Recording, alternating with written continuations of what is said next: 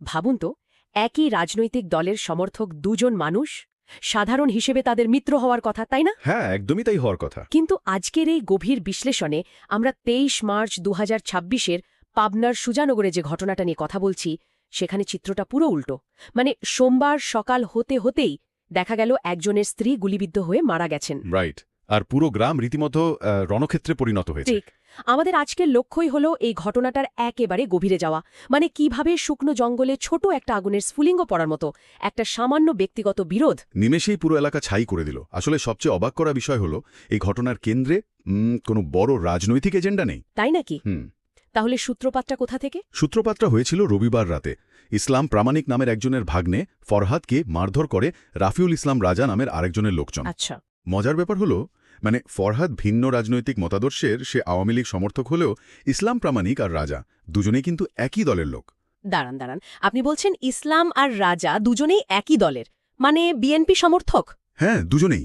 রাজা তো আবার ছাত্রদলের সাবেক সভাপতি।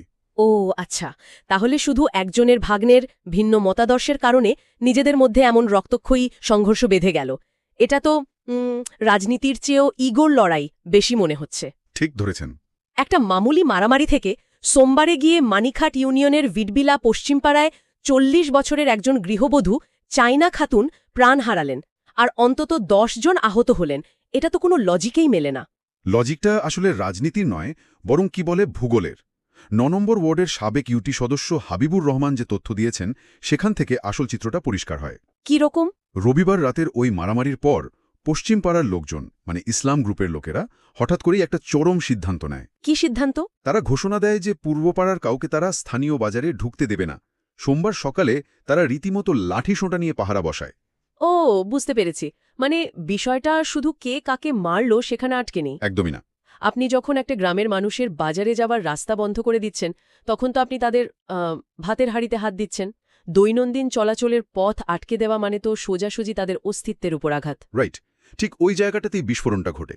অস্তিত্ব টিকিয়ে রাখার এই ক্ষোভ থেকেই পূর্বপাড়ার লোকজন সংঘবদ্ধ হয়। আচ্ছা। তারা অস্ত্রশস্ত্র নিয়ে পাল্টা হামলা চালাতে আসে পশ্চিম পাড়ায়। আধিপত্যের এই ভৌগোলিক জেদটাই একটা ব্যক্তিগত বিরোধকে দলবদ্ধ সহিংসতায় রূপ দেয়। কিন্তু এই হামলার বর্ণনায় তো আমি বিখ্যাত সেই রশমন ইফেক্টের ছায়া দেখতে পাচ্ছি। রশমন ইফেক্ট মানে? একই ঘটনার দুই রকম বয়ান। হ্যাঁ, ঠিক তাই। ইসলাম প্রামাণিক দাবি করছেন যে তারা নাকি গ্রামের মুরব্বীদের নিয়ে বসে আপোষ মীমাংসার চেষ্টা করছিলেন, আর তখনই রাজার নেতৃত্বে অতর্কিত হামলা হয়। কিন্তু আমি যদি অভিযুক্ত রাজার বয়ান দেখি, সে তো পুরো গল্পটাই উল্টে দিয়েছে। রাজা কি বলছে? রাজা দাবি করেছে সে নাকি তখন এলাকায় ছিলই না, এক আত্মীয়ের বিয়ের দাওয়াতে ছিল। তার মতে পুরোটা একটা ষড়যন্ত্র। সিরিয়াসলি? হ্যাঁ, আর সবচেয়ে অদ্ভুত দাবিটা সে করেছে চায়না খাতুনের মৃত্যু নিয়ে। সে বলছে চায়না খাতুন নাকি গুলিতে নয়, স্ট্রোক করে মারা গেছেন। স্ট্রোক? একজন মানুষ গোলাগুলির মাঝখানে হঠাৎ স্ট্রোক করে মারা গেল? এটা তো কোনো সিনেমাতেও বিশ্বাসযোগ্য হবে না। একদমই তাই। তাহলে এসপি সাদিক আহমেদ বা ওসি খাইমুদ্দিনের মতো পুলিশ কর্মকর্তারা এই জটটা কিভাবে খুলছেন? মানে দুপক্ষ তো দুই মেরুর কথা বলছে। এখানেই ফরেন্সিক সায়েন্স বা ময়নাতদন্তের আসল কাজ শুরু হয়। মানুষের মুখের কথায় পক্ষপাত থাকতে পারে, কিন্তু মৃতদেহ মিথ্যা বলে না। রাইট। পুলিশ প্রথমেই লাশের সুরতহাল করে পাবনা জেনারেল হাসপাতালের মর্গে পাঠায়। এখন ভাবুন, রাজা বলছে স্ট্রোক, হ্যাঁ, কিন্তু ময়নাতদন্তে যদি দেখা যায় শরীরের ভেতর বুলেটের ক্ষত বা অভ্যন্তরীণ রক্তক্ষরণ হয়েছে, যা কেবল হাই ভেলোসিটি ইম্প্যাক্ট বা গুলির আঘাতেই সম্ভব, তাহলে ওই স্ট্রোকের থিওরি ১ সেকেন্ডেই বাতিল হয়ে যায়। তার মানে দিন শেষে বিজ্ঞানী আসল সত্যটা বের করে আনবে। কিন্তু এই পুরো ঘটনাটা থেকে আমাদের একটা বড় উপলব্ধি হওয়া উচিত। সেটা কি? স্থানীয় পর্যায়ে এই যে আধিপত্য বিস্তারের লড়াই, এলাকা দখলের লড়াই, এর চূড়ান্ত মূল্যটা কিন্তু দেয় চায়না খাতুনের মতো সাধারণ মানুষ, যাদের হয়তো এই ইগোর লড়াইয়ের সাথে বিন্দুমাত্র সম্পর্ক ছিল না। ঠিক বলেছেন। ক্ষমতার এই চর্চায় সাধারণ মানুষের জীবন যে কতটা ঠুনকো, সেটাই এই ঘটনা প্রমাণ করে। এখানে দলের নাম বা রাজনৈতিক পরিচয়গুলো কেবলই একটা আবরণ। ভেতরে কাজ করছে অন্যকে দাবিয়ে রাখার সেই আদিম প্রবৃত্তি। আর এখানেই একটা বড় প্রশ্ন থেকে যায় সবার জন্য। হ্যাঁ, প্রশ্নটা খুবই প্রাসঙ্গিক। যখন স্থানীয় দ্বন্দ্বে সংলাপের চেয়ে শক্তির প্রদর্শন, পেশি শক্তি আর এলাকা দখল বেশি গুরুত্ব পায়, তখন কি এই তথাকথিত রাজনৈতিক পরিচয়গুলো কেবলই নিজস্ব রাজত্ব কায়েমের ঢাল হিসাবে ব্যবহৃত হয়? খুব ভাবনার বিষয় এটা।